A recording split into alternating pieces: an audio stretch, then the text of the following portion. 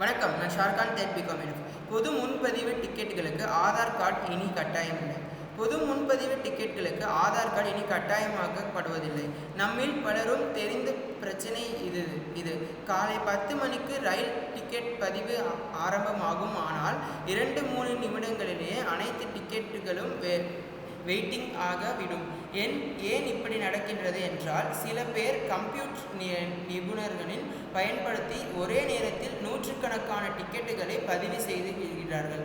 ஒரு நபர் 5-6 வெவ்வேறு IRCTC வைத்து கொண்டிருக்கும் பல டிக்கெட் எடுப்பார்கள். பிறகு அவற்றின் அதிக விலைக்கு விற்பார்கள். இதனால் நமக்கு ஒரு டிக்கெட் கூட கிடைக்காது.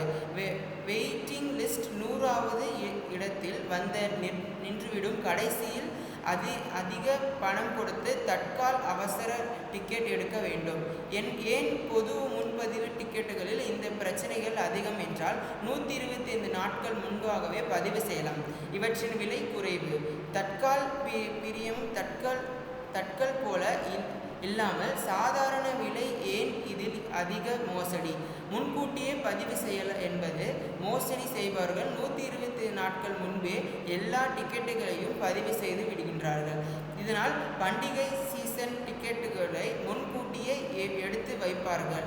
அதாவது கம்ப்யூட்டர் ப்ரோக்ராம் பார்ட் மூலம் ஆட்டோமேட்டிக்காக பல டிக்கெட்டுகள் எடுக்க முடியும். நன்றி.